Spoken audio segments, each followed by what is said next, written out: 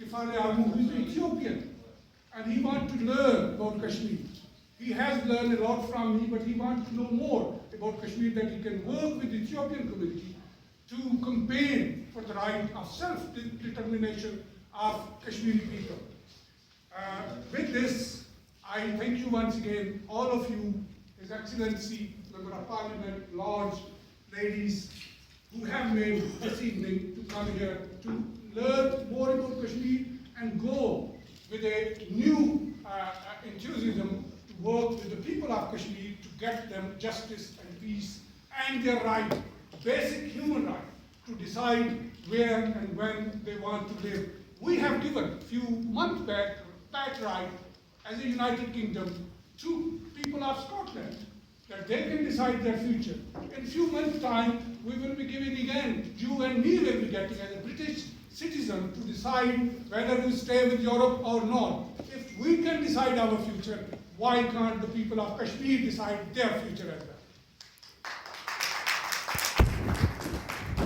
My first speaker is Member of Parliament, and we are very lucky that today we have got many people in this parliament who have a Kashmiri origin, who were born in Kashmir or have their parents or people coming from Kashmir. So first speaker happened to be a Kashmiri origin. He was born in Kashmir, if I'm not wrong, and now he lives and represents Perivale in Birmingham, which is also a very huge community of Kashmiris. And I will ask him, because he has to go to another meeting, and you will understand that MPs will come and go, and I hope that Lords and my main speaker will stay up to the last to even answer your questions or comments when we finish. Can I ask, first of all, Khalid Mahmood, Member of Parliament, very large to speak. Thank you, Mr. Lasharie, but can I amend the record or put the record straight? The senior-most Kashmiri parliamentarian in this place is Ahmed. He's Ahmed, and he was the first Kashmiri member of the House of Lords. And so just to put the record straight. Unfortunately, this is far too many meetings that I've been at in relation to the issue of Kashmir. And I'm getting increasingly frustrated at the meetings I attend. Whilst we have this meeting and we're getting frustrated, there are people who have been summarily tortured and beaten up by the Indian authorities. And that has gone on for too long as well. And if we're getting frustrated, I just can't imagine what these people are like, feeling like when they've had over 600,000 troops on them. The only country that has given total exemption to their troops in legislation that they cannot be questioned, they cannot be held to task on all the atrocities that they commit regularly on the streets of Kashmir. The only country that hasn't been assessed or questioned or brought to task on mass graves that have been proven, not just by the Kashmiri community, the Indian NGOs, and also Amnesty International have provided evidence that this has happened and this has gone on. So, you know, apart from the human rights civilities across the whole of India, where I've got a huge amount of Sikh constituents who regularly and currently have a huge amount of persecution within Punjab, and people have been summarily disappeared, beaten up, tortured regularly there as well. Assam is another place, and many other places in India. Yet the international community has no stomach for tackling any of that. Whenever somebody else is doing it, and you give the example of what's going on in India, they turn their backs on it and they're not able to take to task those issues. If it's about human rights, if it's about civil liberties, then it must be equal for all. All must be treated the same, and they're never ever treated the same. And I think that's what we've got to do. I know my topic, and I'm just coming to that stuff, which is about what we need to do as political parties in the United Kingdom. What we need to do as political parties in the United Kingdom is to have a standard, balance, and fairness the way that we deal with all countries. If we can prosecute people in Bosnia, quite rightly, we should prosecute them for their human rights atrocities. If we can hold other people for human rights atrocities, whether it's Assad, whether it's anybody else within the Gulf, fine, we should do that. I agree wholeheartedly with it. But why is it when it comes to India that we give them a flyby by the red arrows, putting up the Indian flag up there, and saying that's okay. We can criticize all we want Saudi Arabia about the human rights issues. But when we have the largest culprit of what happened in Gujarat, what continually happens in India, we fly their flag for them. How is that not double standards? How is that right? And I think those are the issues that we've got to address. And I think we can do that through our political parties in the United Kingdom. We need to work together, irrespective of what party you are. We need you to get in, whether it's Liberal, whether it's Labour, whether it's Tory, and whether it's Independent as well. I think what we need to do is we need to get people across here and look at those. And I think for far too long we've had a very diverse agenda on this. Why don't we focus the agenda on where we should be at? Focus the agenda on the issue of human rights and civil liberties, the atrocities that are taking place day in, day out. Let's focus the agenda. Let's bring them down.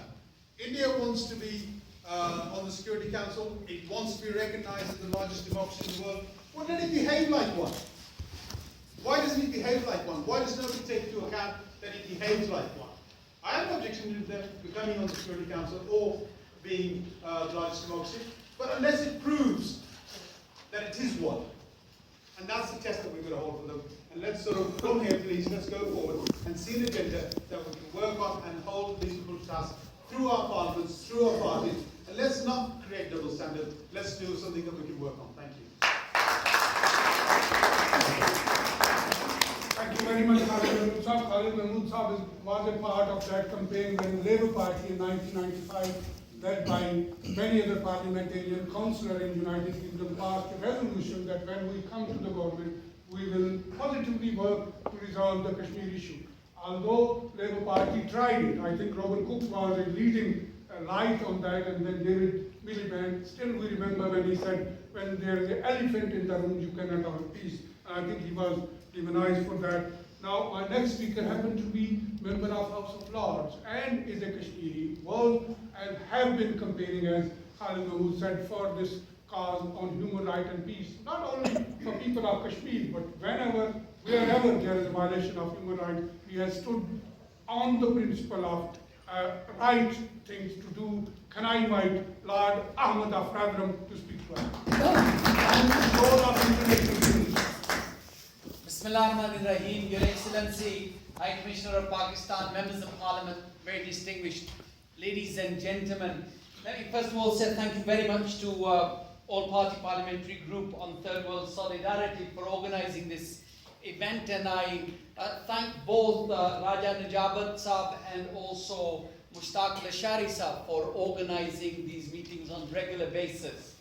I think whilst I thank my friend and my brother Khalid Mahmood Sahab, he is the most senior member of Parliament from Pakistan Kashmir origin in the House of Commons, so I need to compliment him as well for the hard work that he does. First of all, I just want to remind everyone that Kashmir Solidarity Day was first actually launched by Qazi Hussain Ahmed Sahab. May Allah give him the highest position in Jannah for doing it. It was Qazi Hussain Ahmed Sahab and Jamaat Islami that actually started Kashmir Solidarity Day, and then Mohtarma Benazir Bhutto Shaheed actually made it legal for the government to actually show their solidarity. Pakistan nation to show their solidarity with the Kashmiri people, and it was good to see Mia Nawaz Sharif Sahab also remembering the Kashmiris last week on the 5th of February, and I just want to sort of reiterate everything that I say in every meeting to say that inshallah when Kashmir gets its freedom, Kashmiris will always remember people of Pakistan origin for supporting Kashmiris in 1948 and 49, and the obligation on international community. You know, we've seen it in Iraq, we've seen it in other countries when the international leaders, they talk about United Nations resolutions obligations under international law. And our leaders always talk about, they make a reference to the United Nations resolutions. Whether it is a chapter 6 or a chapter 7, whatever the resolution is, the very fact that there is a legal document and you cannot supersede it by bilateral agreements between India and Pakistan, because the international law is very clear. Those resolutions are still on statute and they will always be until they're implemented. And the one in particular, that giving right of self-determination, free and fair and impartial plebiscite, is still legal. But sadly, the international community has a number of issues. One, after 9/11 and 7/7, we have seen the international community actually change the language. Before 9/11, 7/7, many people, if they didn't call Kashmiris freedom fighters, at least they didn't call them terrorists. Because you have 700,000 soldiers, like Khalid has said, like Lasharie Sahib has said, engaged in war crimes, engaged in abuse, torture, extrajudicial killings, and of course disappearance and rape of Kashmiri men, women and children. I just want to say a number of things, because here I just want to bring in something that in the past here in the Houses of Parliament, members of Parliament have said we don't get information. And because sadly, actually, we are very good at doing demonstrations outside High Commission, you know, small demonstrations. We are very good with organizing meetings, but we are not very good on social media. So here you have, now I've given this information. British Friends of Kashmir, something that I am connected with, have now got all these social media sites for your information. If you want to put up any videos, your articles, your any information, please help us to keep it updated. It's something that should have been done 20 years ago, 10 years ago, but sadly we haven't done it. It's only just in the last 2 months, and this will, inshallah, we have people, dedicated team who are working on it. So if you want to take information and share it with others and even members of Parliament.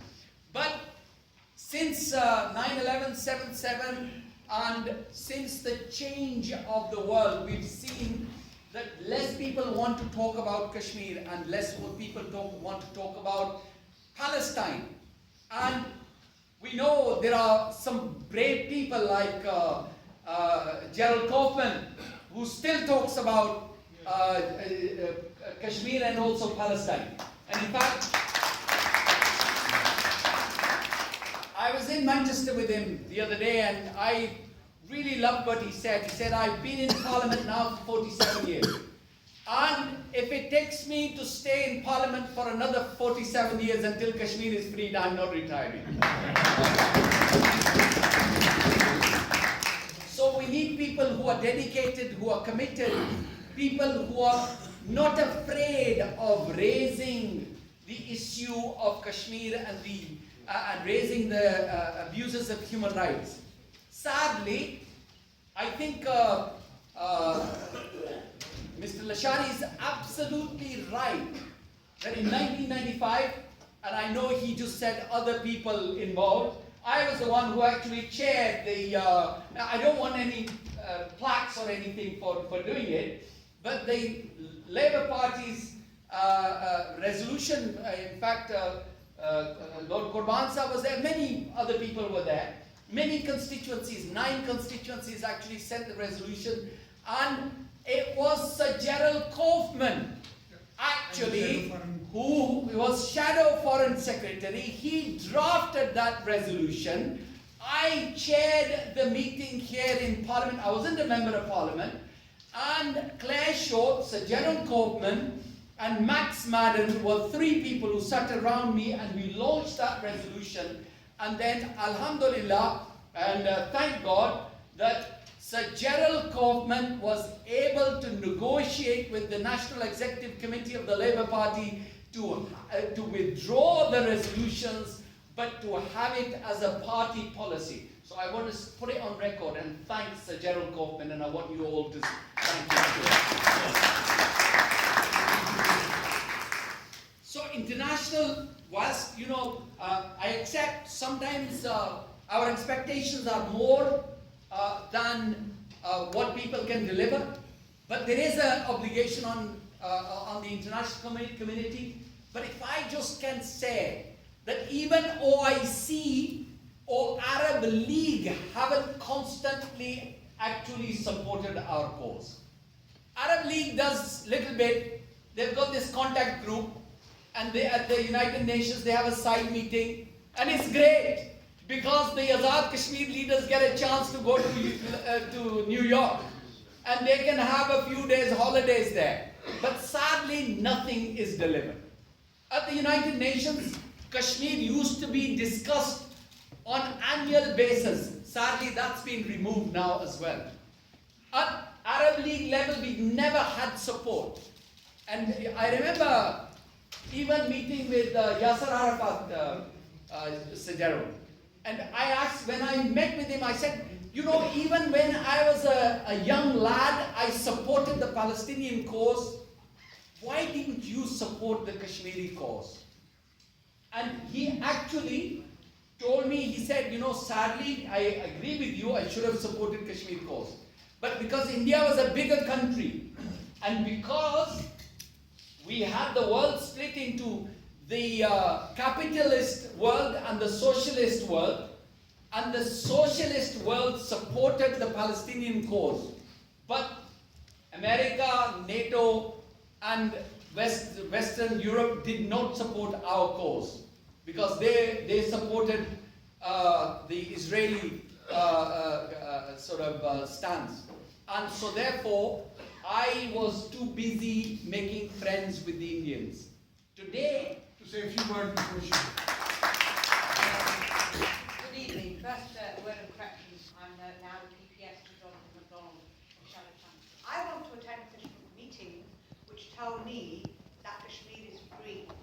That's what I want to attend. I want to attend a meeting where we talk about the economic development of a free Kashmir, of people that have run Kashmir.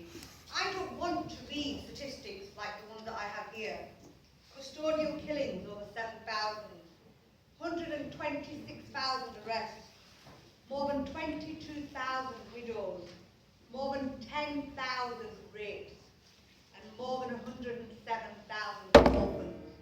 I do not want to stand here and read these statistics again.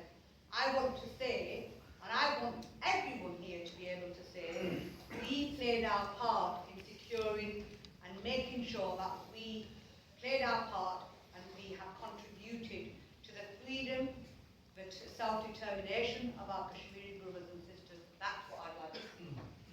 I would also echo what I said in the last room, which is I will continue to speak, highlight the issue of Kashmir, and that this is not just about Kashmir's right of self-determination.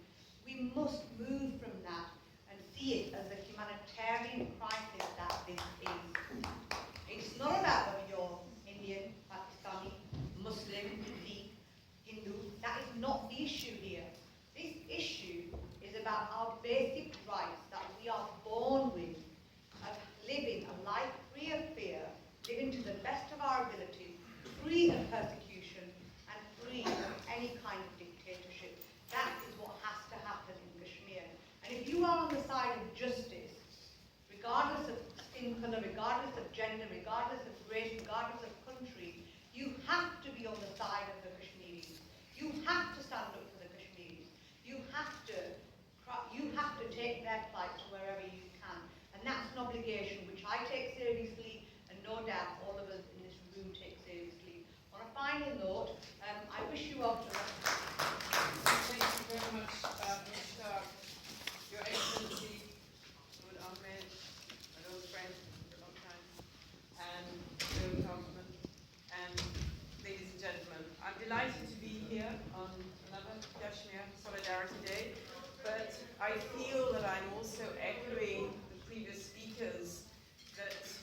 don't want to have to speak at any more Kashmir functions because it's about time the issue was resolved. Now, I've been asked to speak on history and the way forward in 10 minutes. But I could spend the whole evening talking about history. I could also spend the whole evening talking about the way forward, but I will be brief. Where does Kashmir's history begin? You can't parachute into Kashmir's history, but by force of necessity we have to. I think we should parachute firstly into 1846, when by the Treaty of Amritsar, the British, for geostrategic reasons, decided to create what we know today as the state of Jammu and Kashmir. The correct name is the state of Jammu and Kashmir. For short, we call it Kashmir.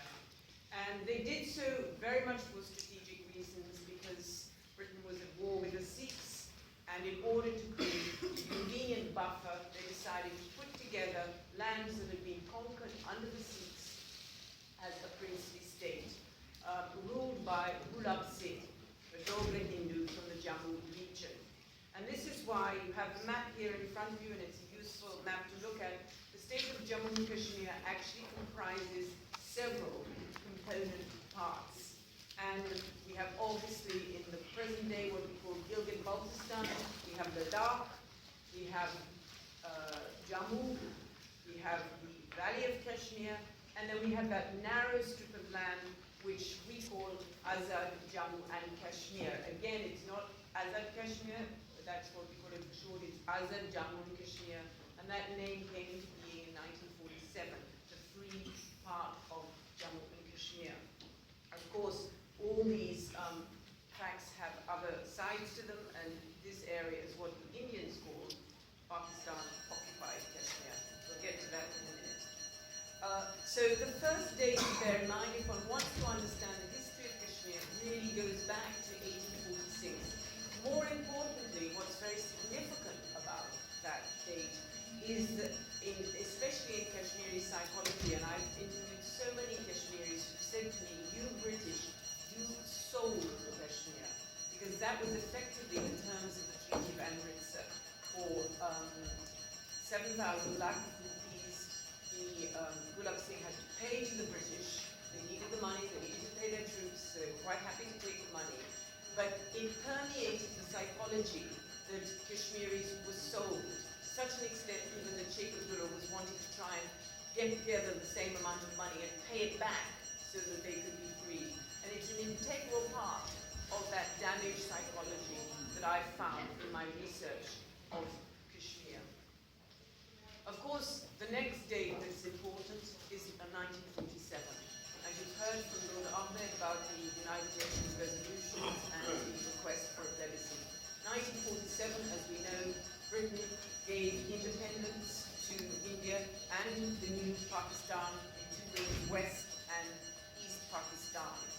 Unfortunately, there were over 560 princely states, some no bigger than a landed state, others as big as a territory. All of them had to be allocated to one or other new dominion, as they were called. Britain feared what it called the Balkanization of India. And so part of the partition plan was very much to bring together these component parts. As we know, as history relates, the state of Jammu and Kashmir, its fate was undecided. 75% majority Muslim population, bordering the new future West Pakistan, but with a Hindu ruler who wouldn't decide. And it's one of those great tragedies that we have in history, that in a way the sins of a day are visited on generation after generation. If that decision had been taken, we would not be standing here. We would not need to have to wait for Sir Gerald Kaufman to be in the House of Commons for another 47 years, because the issue would have been decided. But it wasn't decided. And so that is another critical date for students of history, and I encourage you all to read the history of Kashmir so that you know what that history is. It was one of the reasons why I became so involved with the history of Kashmir, was to get more knowledgeable than just the rhetoric and understand what actually happened. Critical date, again, third date, is 1953. And I state this date, it's not often mentioned, but it was when that special status that Kashmir was given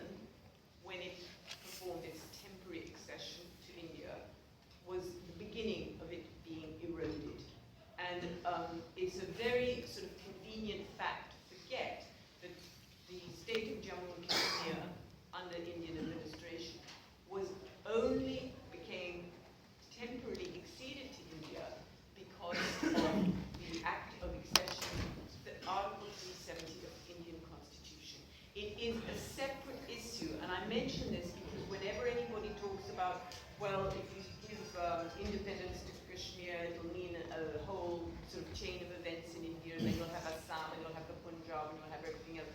Kashmir, Jammu and Kashmir is a special issue. It had special status by Article 370, which is still protected. So it is an important date because that's when it began to be eroded, and this attempt at integration really started. Of course, the next date is 1987, not 1989 yet, but 1987, because there were rigged elections in the state of Jammu and Kashmir. And it was this feeling amongst Kashmiris, and I know this because it was in 1981 I first myself physically went to Kashmir, and then I began to consistently go to the Valley of Kashmir. And I spoke to a number of people, and it was this feeling that we've tried the political process. These elections, it's now acknowledged, were rigged. And that is when you had this beginning of feeling we have to take up the gun.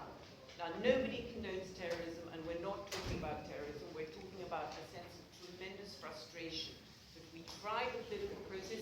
Even Syed competed in those 1987 elections. And I think, again, if you put it regionally, what was going on in the rest of the world? What was going on in Afghanistan? You had the jihad.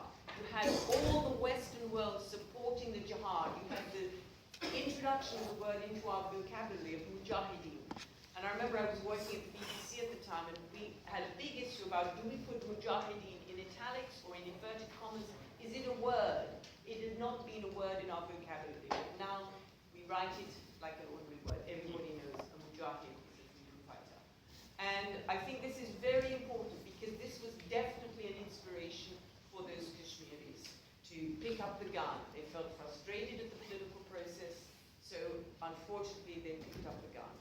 And the insurgency began, as we know, in 1989-90, and it is still going on. Of course, it's horrifying when you read the statistics. The widows, the orphans, and as a woman I feel it's the widows, the half-widows, the arrests. As I say, statistics, even if it was only one of each, it's still too many. The next really big date is, of course, 2001, and I think Lord Ahmed alluded to this, that after 2001, all movements were lumped together as being acts of terror, the terrorist movements. And I know this adversely affected the Kashmiris movement, because suddenly the idea was you can't have a mujahid, you only have terrorists. And it meant that this whole idea of freedom fighting was no longer fashionable, which we had supported in Afghanistan. And this is very important to remember. But at the same time, even amongst the freedom fighters, there was this realization that the gun has brought the issue out of cold storage, it's brought it to international attention, but we can only resolve it with dialogue. And so essentially the second part of my talk tonight is the way forward. The way forward has to be dialogue. Far too many people have died. Far too many half-widows exist. There are far too many martyrs in the martyrs' graveyards in Srinagar. And I've been there, and I've seen the mothers weeping for their husbands or for their sons. I think we are very comfortably well off in this country. We do manage to travel with our passports. We have European access to Europe. And I've got friends in Srinagar who, if they want to come to a conference, they can't because they're not given a visa, or they're given a country-specific visa, or it's just so very difficult to go anywhere. And I consider that also a deprivation of a basic human right. In a world of the internet, of social media, they ought to be allowed to travel the same way as anybody else. They ought to be able to have the rule of law. They should be able to have the same freedoms that we have. And as one Indian journalist said to me, the trouble about Kashmir, it will always be special, it'll always be suspect. But that's, ladies and gentlemen, not good enough as far as I'm concerned. Of course, one wants the dialogue, we want to push for the dialogue. It's imperative that there is dialogue, me, looking at it in 2016, Kashmir has become too dangerous to neglect. It isn't a remote area. It affects all our lives. What happens between India and Pakistan, two nuclear neighbors, affects all of us. One only has to look back at the situation in 2002, when both armies were massing on the borders. There was a threat of nuclear weapons being used. This affects everybody. It affects all the millions that live in that region, and it affects the rest of the world. I think the humanitarian issue, as I say, it's really uppermost. However many the statistics are, there are too many people who've suffered. I mean, if you go from the statistics here of nearly 100,000, 94,000 here, it's too many. 55,000 were killed in Vietnam, American soldiers. This is double that amount in an insurgency. Economically, think about the amount of money that is being spent on weapons to fight and kill, when these people in both areas need development, education, health, communications. So that's another reason why it's imperative that we push forward for the dialogue. And I think finally, because, as I say, as a humanitarian and as somebody who loves the region and has been very fortunate in the connections I've made over such a long time that I'm now embarrassed to say that I first went to Pakistan to live in 1978. I must look very sort of fresh, because whenever I go to Pakistan, I get asked, is this your first visit? And I go, oh no, I've been here many times, and they're a bit disappointed, because they want to be able to tell me how wonderful the country is, which I already know. And indeed, India is a wonderful country. The people are wonderful, but it's the governments we have to pressure to sit and negotiate. And what I am absolutely adamant about is that there has to be representation from the state of Jammu and Kashmir. I always remember, I think it was Shah who said to me, Simlas failed because it did not represent the views of the sons of the soil. So one cannot expect there is going to be a resolution of the issue without representation from the state of Jammu and Kashmir. So I hope I haven't got over 10 minutes. The history, the way forward. Thank you. Can I now invite Victoria, and you are 100% right. Third World Solidarity believes in dialogue, because you cannot solve the issue through wars. We have seen too many wars, too many killings, and we should sit on the table and do the dialogue, which is the most important thing to do. Now, many times it has been mentioned, the father of the house, one of the longest serving member of parliament, previously shadow minister under many leaders of the Labour Party.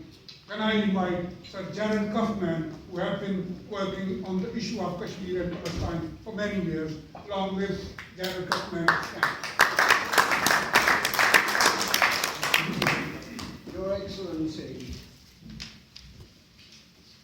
this weekend has been Kashmir Solidarity Weekend, and it has been extremely important that we demonstrate vocally and visibly our solidarity with the people of Jammu and Kashmir. And it's quite right to talk about Jammu and Kashmir, because while we concentrate on the Indian occupation of large parts of Kashmir, let us not forget that the people of Jammu are suffering as well. And I've been there, and I've seen them in their refugee camps in Jammu. And it is inexcusable of the Indian government that while they spend billions on armaments, they will not spend the money on their own refugees, and they will not spend the money on their own poor. There are more poor people in India. There are more people in India living in poverty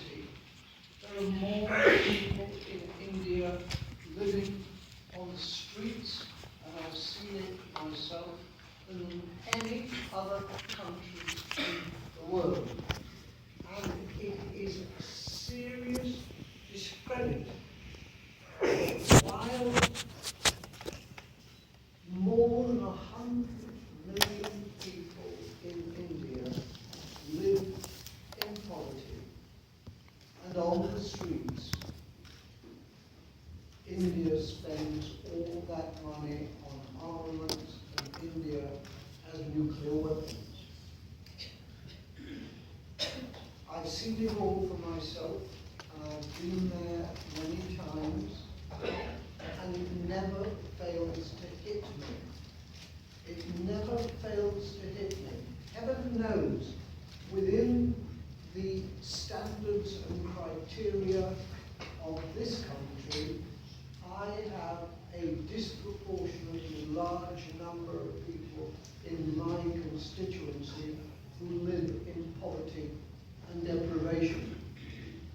But that is as nothing to people who don't even have a tent to live in, who live on the streets. When the Indian Prime Minister came here not long ago, I was invited to a lunch given in Manchester because they wanted his money. And he came to Manchester, trailed like a pet dog by the Prime Minister of this country, and I refused to go to the lunch because I was not going to be part of that ethos when money counts and people and freedom do not count.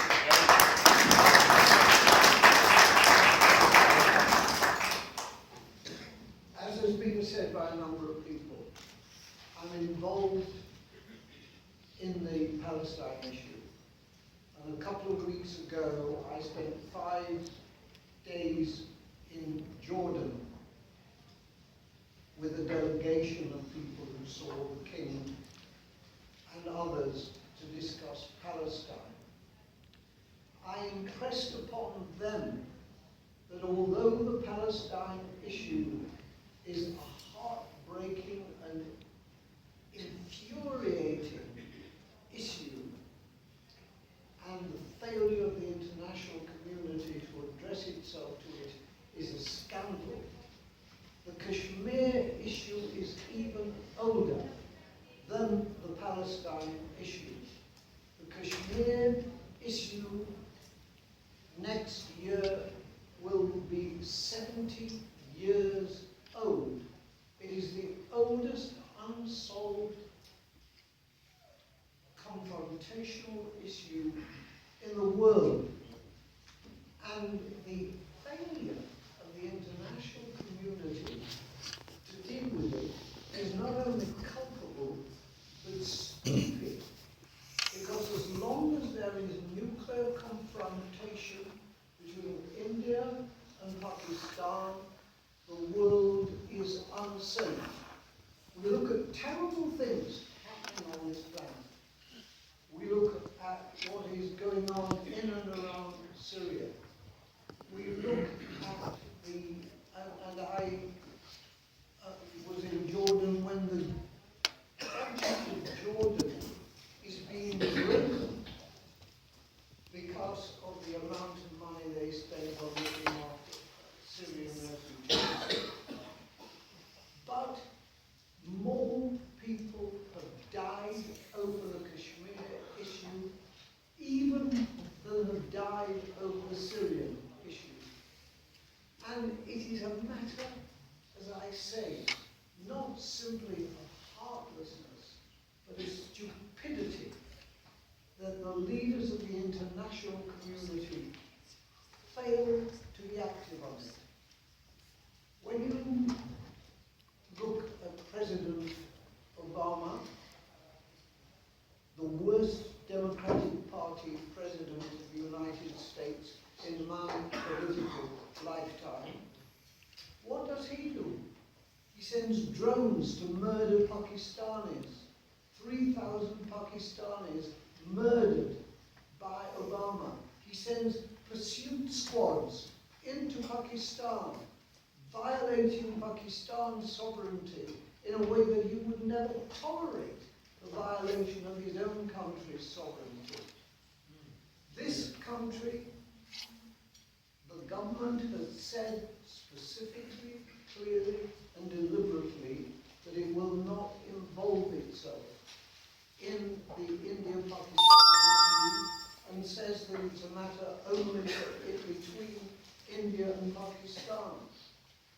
they don't say that about Syria, where they carry out aimless, lethal, culpable bombing just to make a show. They don't say that that's a matter between the Syrian people. This government is culpable in the way that Obama is culpable. And for that reason, what we do, every time we do it, is indispensable and essential and must go on. We will not let go. We will go on until the Kashmiri people have the right to decide their own future. Yes, yes, yes. And we will go on, and I will go on, and my colleagues will go on, but most of all, the community will continue to go on and will not let go. Thank you very much, Gerald Kaufman. I speak on role of United Nations in Kashmir issue.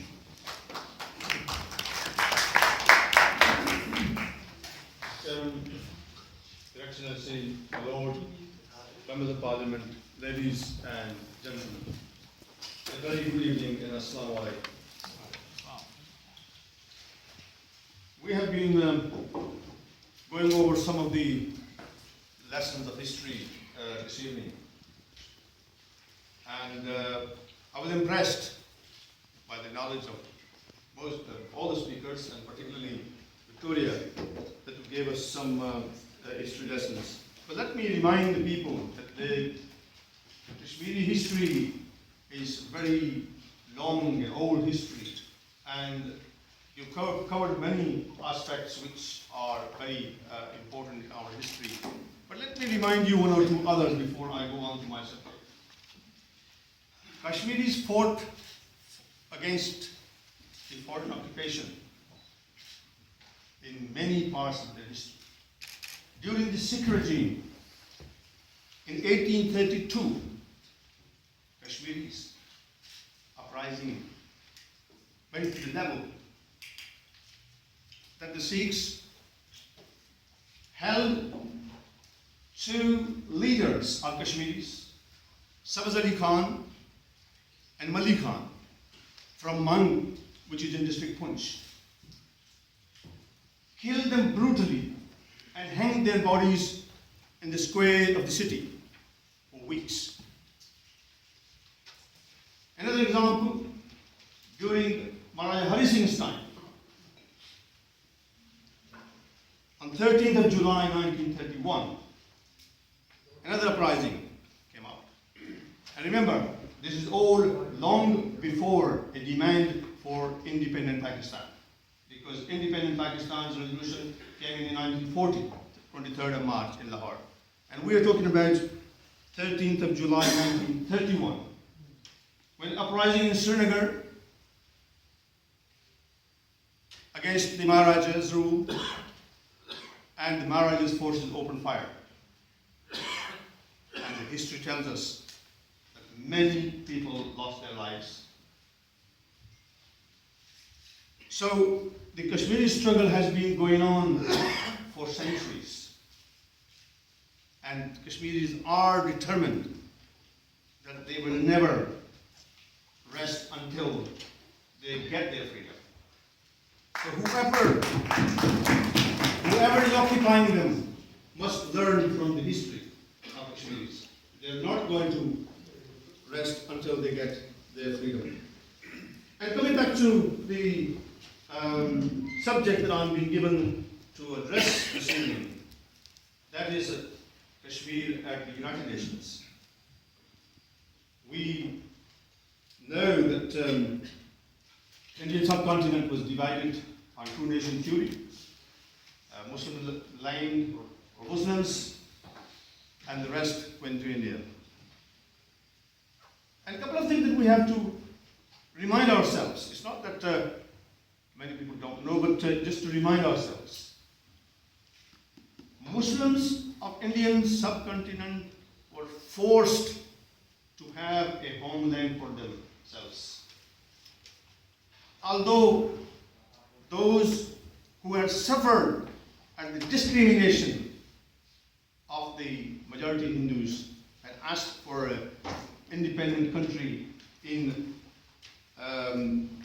March 1940, but history tells us very clearly, right up to 1946, right up to 1946, Muhammad Ali Jinnah was prepared to live within the Indian Union. The cabinet mission that came to UK, they set Muhammad Ali Jinnah put some conditions for the rights of the minorities, and if these conditions were met, he was prepared to stay within the Indian Union. The Indian delegation agreed with it. And then when they went back to New Delhi, they said, oh no, we made a mistake. We can't do that. And that was the point when Muhammad Ali Jinnah said to the British government, right, here we are, we had an agreement before you, and the Indian government, Indian leadership has betrayed only a few days later. And what is going to happen once you leave? And the British government understood, yes. They thought that it's not going to. Any guarantees that Indian National Congress leadership was giving to Muslims was not to be trusted. And hence, in 1947, Pakistan became independent. And as has rightly been said by previous speakers, more than 500 princely states, including Kashmir, were given the right to decide about their future. And most of them, nearly all of them, except 2 or 3, were either become part of India or Pakistan. Of course, in the case of Hyderabad and Junagadh and Kashmir, there were disputes. But particularly with Kashmir, let me give you another example. I think we ought to understand this in order to understand the issue of Kashmir. The uprising against the Maharaja was so popular when Pakistan came into being, and the Maharaja was not deciding which way to go. The Muslims were already against the Maharaja's rule. They were fighting for freedom anyway, and they took up arms against the Maharaja. Azad Kashmir, Gilgit-Baltistan was fought by the local people, by the generation of my grandfather and father, who liberated Azad Kashmir and the Gilgit-Baltistan. And the Kashmiris in the valley would also have been liberated if India did not run to the United Nations. Because by that time, the Pakistani army has also come into support of the Kashmiris, and India soon ran to the United Nations. It is India who ran to the United Nations in January 1948, asking for a ceasefire, and made a commitment that the Kashmiri people will decide at the end of the day what they want to do about their future. It wasn't Pakistan, it wasn't Kashmiri, it was India who went to the United Nations and promised, and not promised to the United Nations, they promised to the whole world, and gave pledges that the Kashmiris will get to decide about their future. And of course, the first resolution came into this first resolution of the Security Council came in April 1948, and then UN Commission on India and Pakistan also passed the first resolution on 30th of August 1948. It has many, well, it has the criteria how to implement the resolutions, but it gave the Kashmiri people the right to decide about their future. Many resolutions after that, January 1949 and many others, I think in total maybe about 11 resolutions on Kashmir. And it has always been India who has been running away from his commitment. In 1949, the Indian Parliament gave Article 370 to have Kashmiris a special status within the Indian Union. Even then, the United Nations has said that it is not going to change the status of the Kashmir issue. When later on, in 1951, elections were held, and India said, oh well, now that the Kashmiris have participated in the local elections, there is no need for the UN plebiscite. The United Nations again said that no, participation in local elections cannot be substitute for the right of self-determination. And the UN has reiterated that again and again. And for that, I believe, as Victoria had said, that there are, she mentioned 5 areas which constitute as parts of the Jammu and Kashmir. The Valley of Kashmir, Jammu, Ladakh, AJK, Jammu and Kashmir, Gilgit-Baltistan, and of course not to forget the small area which at the moment is under Chinese administration. It all is a part of state of Jammu and Kashmir, and any change for the administration purposes, whether they are in Valley, Azad Kashmir, or in Gilgit, or anywhere else, they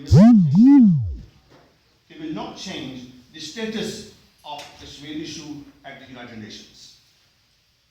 Because the United Nations resolutions are, they stand as they were. Although, when Kofi Annan was the Secretary General of the United Nations, he seemed to have suggested that perhaps those resolutions we don't have to really adhere to, but they are resolutions of the United Nations. As has been said, although they are under Section 6 and not 7, which means that they are advisory, and if they are under Section 7, then force can be used if you don't implement those resolutions. But under Section 6, they are in advisory capacity, therefore no force is to be used if they're not implemented.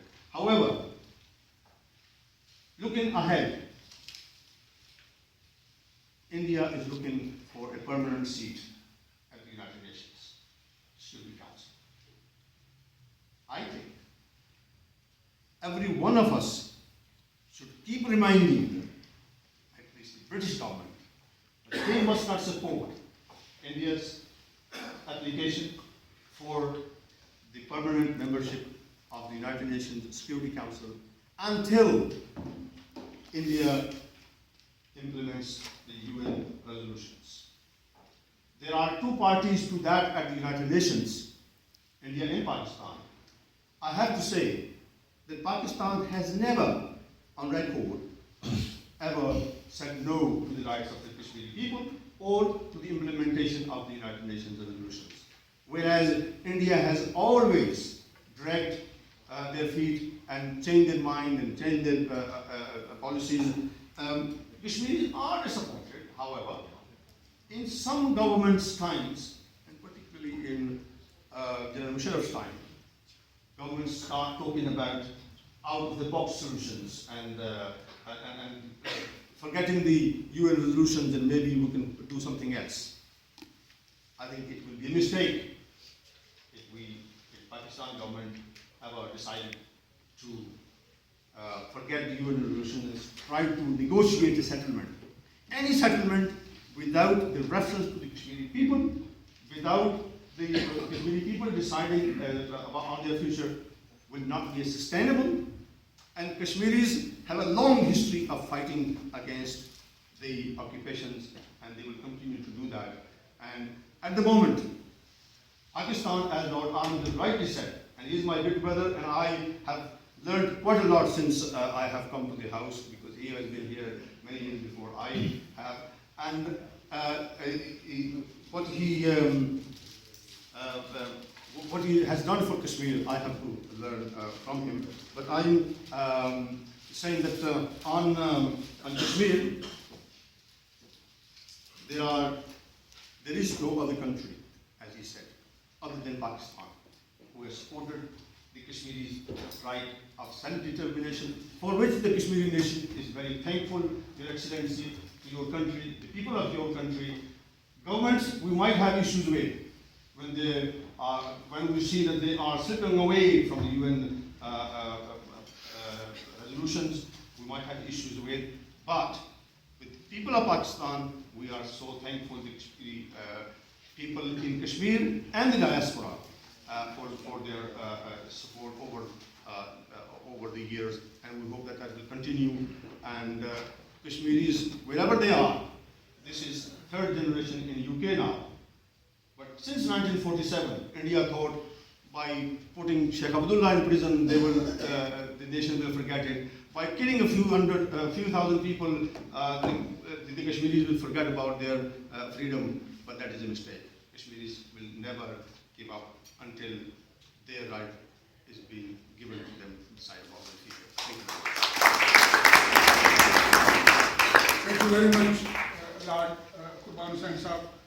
Can I invite just last speaker before His Excellency can respond and tell us what the government of Pakistan and what is their stand. Can I invite to speak briefly Najabat, who has been mentioned many times. His work on Kashmir is a very long-standing and his struggle for it, and he's got many friends here as well. Najabat. نحمده ونصلي على رسوله الكريم أما بعد فأعوذ بالله من الشيطان الرجيم بسم الله الرحمن الرحيم. Your Excellency, High Commissioner of Pakistan, Lord Qurban, and ladies and gentlemen, Assalamu alaikum, good evening. Can I thank Lasharie Sahab for helping us, supporting us, and always raising the issues and human rights violation for suppressed nation and third world countries. On the subject which he gave me today, the role of governments. I'm a grassroots worker, not even leader, not parliamentarian. I've given my life to this subject. Now what I would like to say, most of the parliamentarians have spoken about the role of governments, history and geography as well. So what I would like to request all these friends, you have seen the parliamentarians who came to attend besides Gerald Kaufman, they were all Kashmiris. We are sitting here nearly 100 people, and none of our member of parliament came here to listen and attend this seminar on Kashmir subject. I've been organizing these events every month in this parliament and in European Parliament. But like Lasharie Sahab said, I would like to make 3 requests for you all. Please go home and write your MP why you was not there. Lasharie Sahab and myself, we sent an invitation to more than 200 MPs for both occasions. For meeting for after Guru's Marches Day, and for this evening as well. So you can see the situation. We are complaining about the governments, about the foreign affairs, and about the policies. But on the other hand, we vote a lot of people, a lot of parliamentarians who get our votes, but they don't represent us properly in this parliament. So keep in that mind, whether they are conservative, Labour or Liberal, or any other political party. So that's one thing. Second thing, I would like to request everybody. We will have another event on International Women's Day, 8th of March, in Wilson Room, 5 o'clock, and we need women there, please. Not old people like me and you. So we need women representation there and youth as well. The last thing which I would like to ask only, please write to United Nations, write to your Foreign Secretary, your Prime Minister about the Kashmir issue and human rights violation. This report, which is a very small, but I've got a big report of 8,804 pages, which I represented to Shadow Foreign Minister this afternoon. And hopefully, we are putting pressure that we will have another debate in House of Commons, and we need your support for that as well. We had two debates in the previous parliament. In this new parliament, we need another debate. We've got signatures from parliamentarians from north of England, from Midland, not from London region, from the south. So please, we need your support. Thank you very much. Thank you very much, Najabat Saab. I think there were about 50 apologies because I sent it to all parliamentarians. We have a APPG notice board, and every parliamentarian who is Lord or MP has received the invitation of this meeting. I received about 50 apologies because there is a debate going on, you can see. And I was confirmed by 2 MPs, and I am very pleased to see Councillor Shafiq from Slough.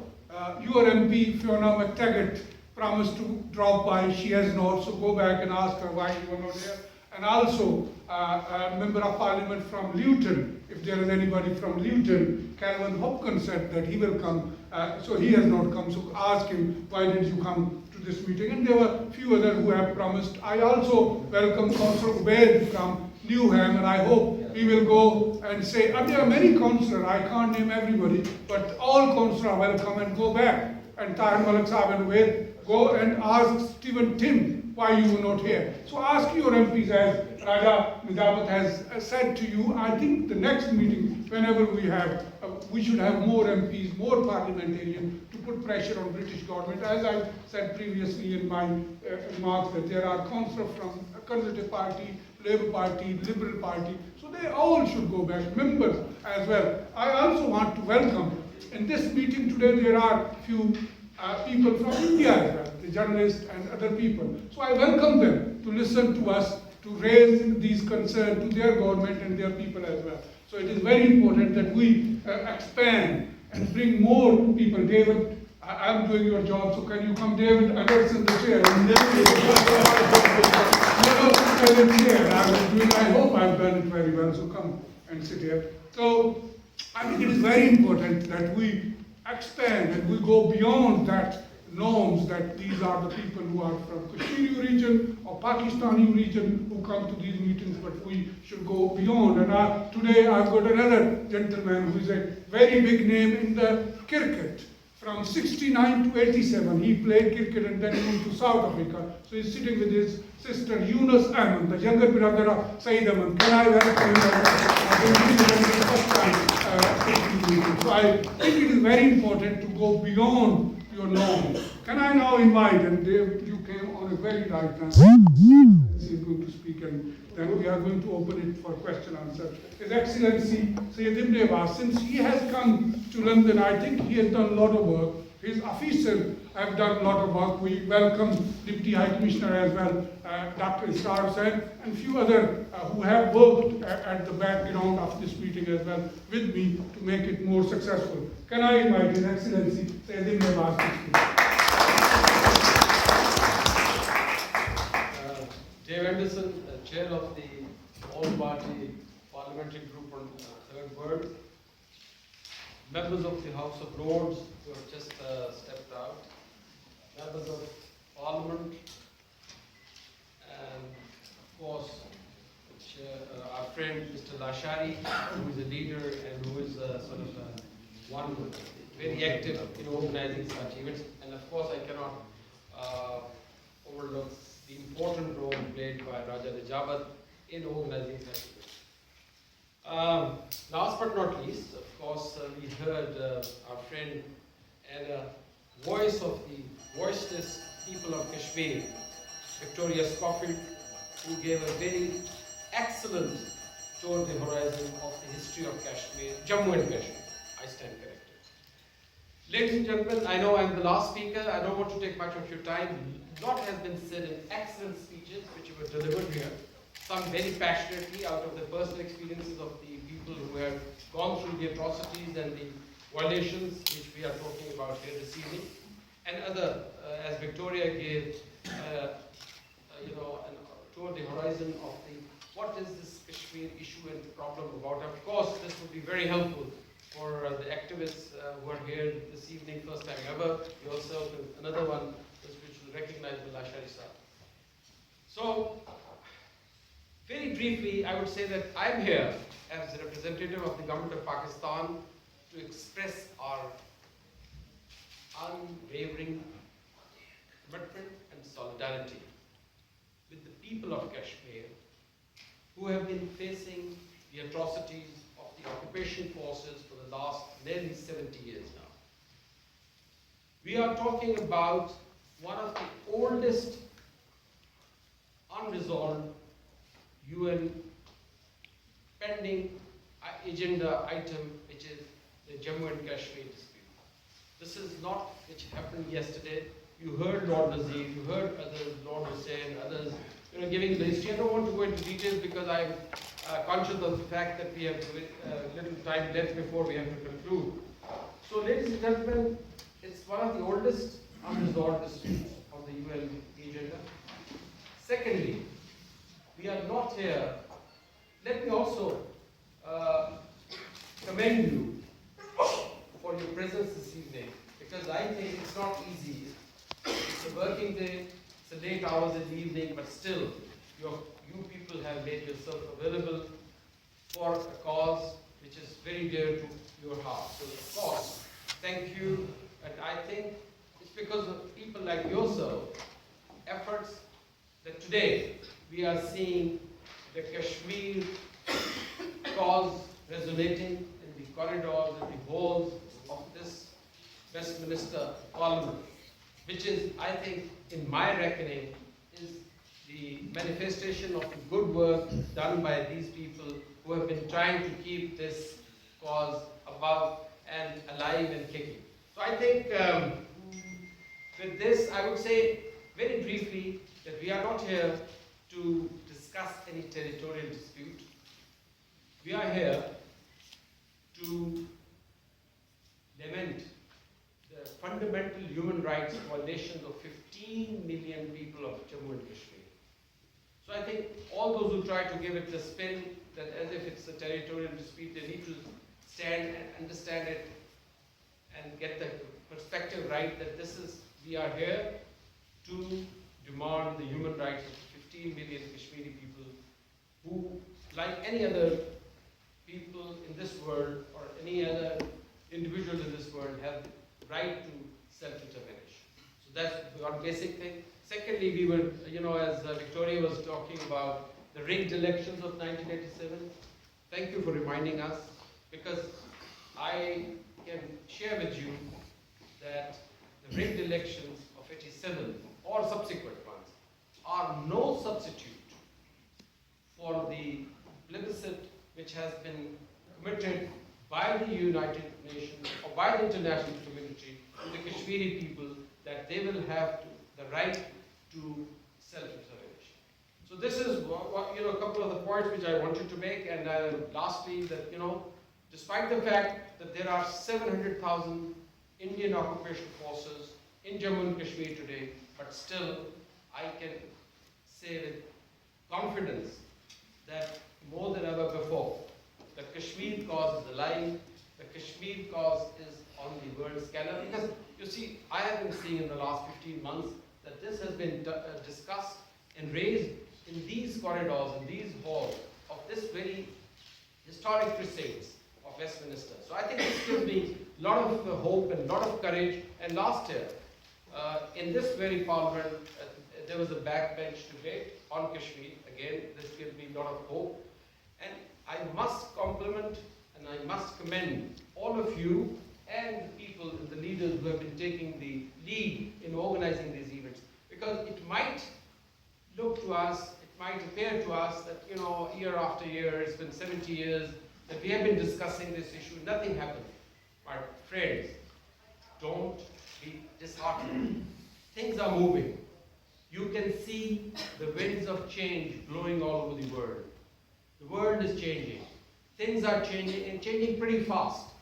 In these changing world, these changing times, I'm sure nobody can keep the 15 million people against their will, under the shackles, or subjugated. So I think time is not far away, my dear brother Kashmiris and sisters.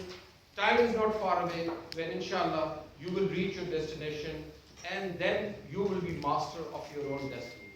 With this, I once again thank all of you for your patience, and I assure you on behalf of the government and people of Pakistan that inshallah we stand shoulder to shoulder with our Kashmiri brothers and sisters in their legitimate cause and their legitimate struggle for the right to self-determination. Thank you so very much, Mr. Lasharie, and once again, Raja Saab, because I was a while ago at an event organized by him. Thank you very much for raising the voice of the voices. Can I ask you to say your name and very briefly speak whatever you want to say on issue of Kashmir, on this seminar? Amanullah Khan. Very good. Sir, Excellency, it's a mini Holocaust. And the voice comes from the towers above, from President Obama's land, and some fascist people there. They say, oh no, they say to me, be silent, Mr. Khan. Don't you know us? Come on. Just, why the hell Kashmir is on back burner? Why the hell Kashmir is on back burner? Is it because we have lame duck leadership? Not competent, full of incompetence, running up the business? Business of what nature?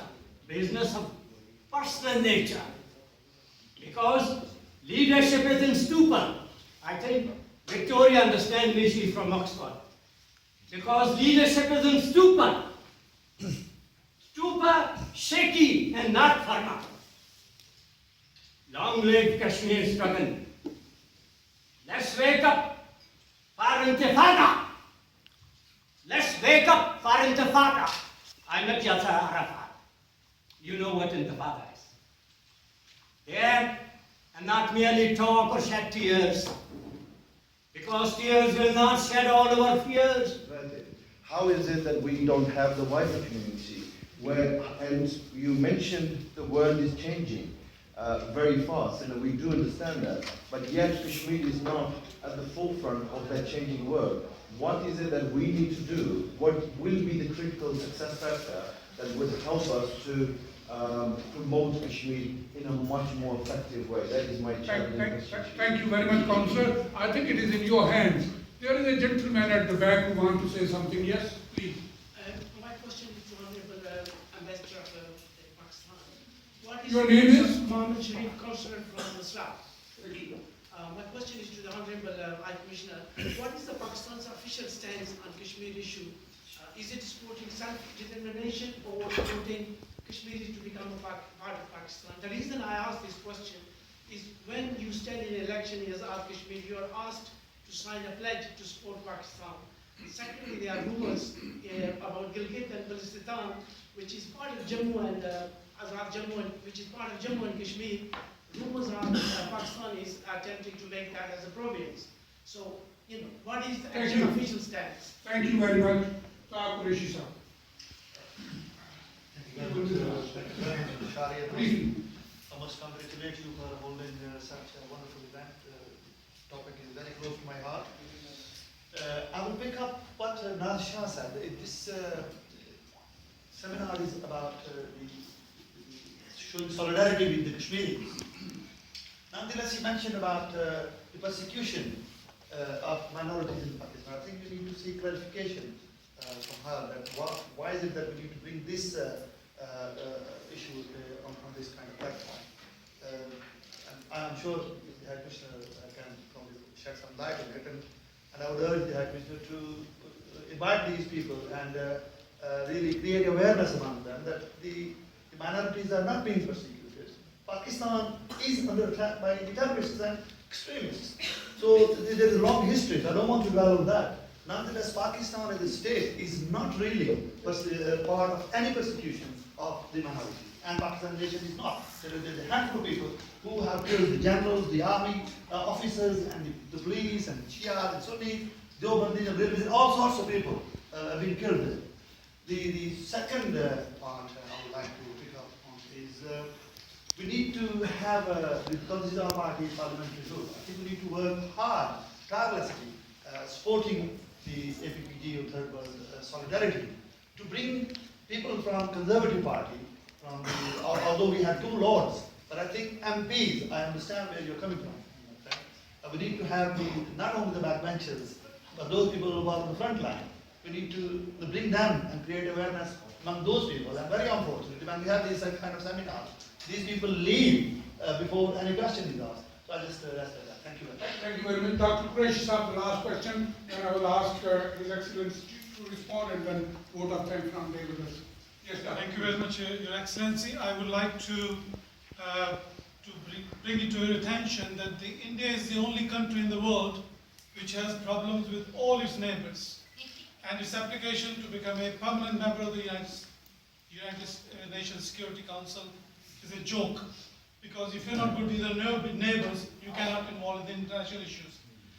The fundamental problem we are having as an academic is the narrative on Kashmir. What is the narrative on Kashmir? Kashmir is not a real estate issue.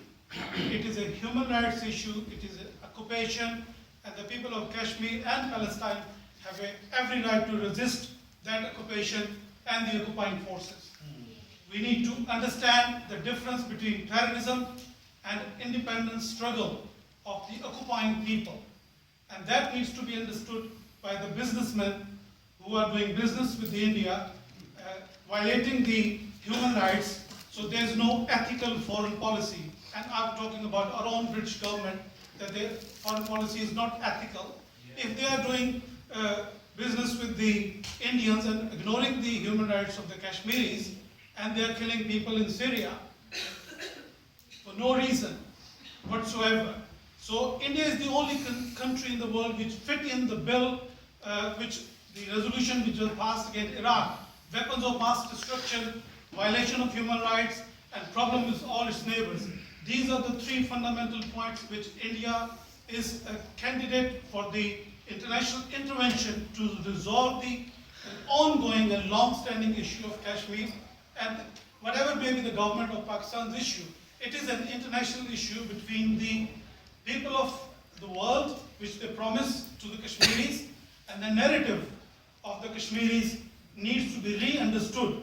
If people are mixing jihad and terrorism and independent struggle, they need to be clarified this position. And I think Victoria can further explain this issue without going back into the long history, because obviously the Britain is responsible for all that mess we have left with, and they have more responsibility to resolve this issue as well, since they are in UN Security Council's permanent membership. And when Prime Minister Cameron promised India that he is going to support the seat, I think this is really immoral, unethical, and unjustifiable stance on his behalf. Thank you. Pakistan हमारी रग रग में, कश्मीर हमारी शाह रग है। अगर हमारे मोहतरम कश्मीरी रहनुमा नजाबत साहब जैसे, जिन्होंने आज खुद को कह दिया कि मेरे जैसे बूढ़े गाना बंद करें, नौजवान शुरू करें, अगर हम इस पॉलिसी के ऊपर ठहर जाएं, इसके ऊपर इत्तेकाद कर लें, इत्तेमाद कर लें कि पाकिस्तान को अपनी रग रग में समा के कश्मीर को अपनी शाहरग बना लें, और फिर हम आवाज़ दें अपने नौजवानों को, अपने खवातीन को, अपने बूढ़ों को, अपने पाकिस्तान के मुजाहिदों को, तो फिर आपका मसला हल होगा। आज कई साल गुजरे कि आपने एमपी को बुला के वो थक चुके, ये लोग जो बैठे हुए हैं ये भी अनकरीब थक जाएंगे, लेकिन आपको ये काम करना पड़ेगा, जो पाकिस्तान की फैशन करते हैं उनको रोकना पड़ेगा। Thank you very much. Pakistan believes in the aspirations of the Kashmiri people. Just one line. Whatever they will decide, we will go along with.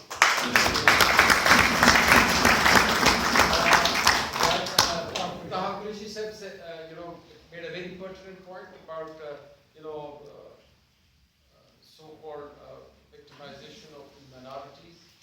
There are issues, but I think we ourselves, Pakistan itself, is a victim of all sorts of,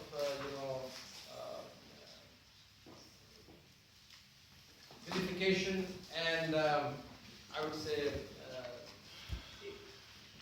intrigues. So I think there's a perception and there's a reality. The reality is we ourselves are victims, but the perception is, there are some vested interests who would like to portray as if, we are the bad guys, we are responsible for everything going wrong in the world. But that's not correct, my friend.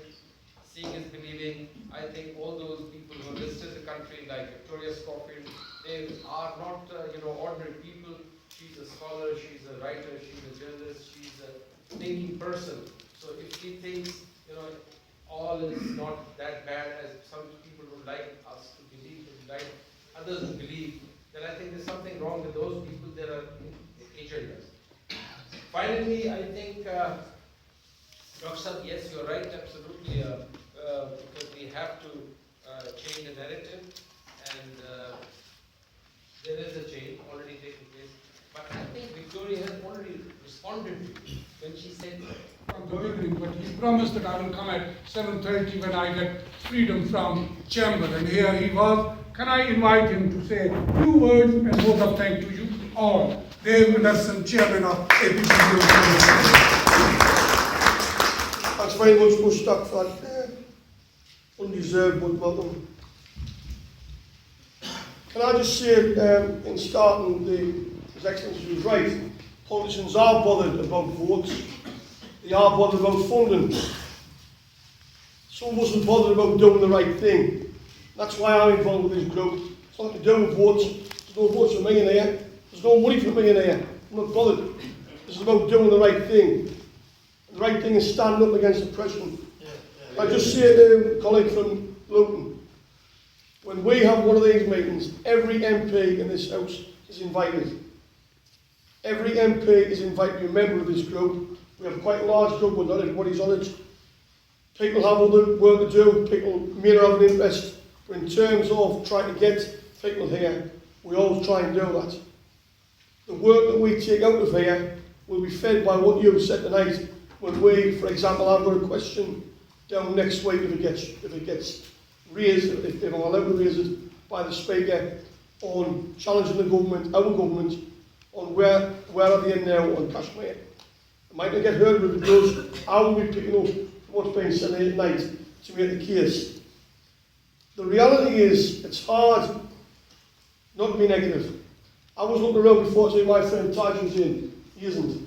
I've been promising Taj Richard for 10 years that things are going to get better in the situation of Kashmir. But unfortunately, I haven't kept that promise. And I haven't kept that promise because forces greater than me that stopped me keeping that promise. Because you know the reality. You're part of a power player in the same way as the Kurds were a power player in Iraq in the 1980s, when we as a country in the West sat back while Saddam was trying to wipe the Kurds off the face of the earth, and while 1 million Iraqi and Iranian young men were killing each other on battlefields. The West shut up because they were happy, because they were keeping the Ayatollah under control. And Kashmir, unfortunately, is just seen as a pawn in a game of chess. And it's quite sad that that's the case 70 years on from a situation which should never have existed in the first place. When I was walking across the street, I thought, you've not got to be negative, but it's hard not to be negative. But the truth is, and I'm really, really glad I caught what His Excellency said, because the truth is, if we don't stay positive, we play right into the hands of those who would let this thing fester forever and a day. I used to, Mushtaq mentioned about me being a coal miner. My oldest friend who died 3 years ago was an 85-year-old coal miner. And he used to say to me, as long as you keep running, they'll keep chasing you. So the first thing you do is stop and stand up. And even if they keep attacking you, when you're standing up, you're fighting them. And all I can say to you tonight is, there's people in this place who will continue with yourselves to stand up and fight. But one last thing, if you really want to make an impact, if you want to come to these meetings and see your MP sitting here, don't come here. Go to his or her surgery, take your friends, because His Excellency is right. If you start worrying your MP here, you might lose my vote. You might not get funding of our community if you don't make a stand on behalf of what we want. That's where you make a real impact on people like me, the grassroots. So the next time we come here on this issue, perhaps we can see 5 or 10 other people in here who haven't engaged, but it really is about putting them under pressure, and through them we hopefully put pressure on our government to do what we all know is the right thing. And that's the real sadness of why we're sitting here tonight for probably the 10th year in succession we've been having these discussions in here, and I know the Kashmiri all-party group has gone even longer, because it isn't being raised at the highest level, because the people at the highest level in my government before 2010 and the present government see it as being, well, it's not very nice, but it's under control. We've got to make them see that's not good enough, and we will fight and keep on campaigning to make that happen. Can I thank everybody who's spoken? I'm really sorry I couldn't get here, as Mushtaq said. I was in the chamber till 7:30, and I know I missed some good speakers, but I'm really, really pleased, as we always do in this group. This is your parliament, this is your building, you pay for it. You have the right to be here and come and have a go at people like me, and long may it continue. Thanks very much. Thank you very much, and have a safe journey. Thank you.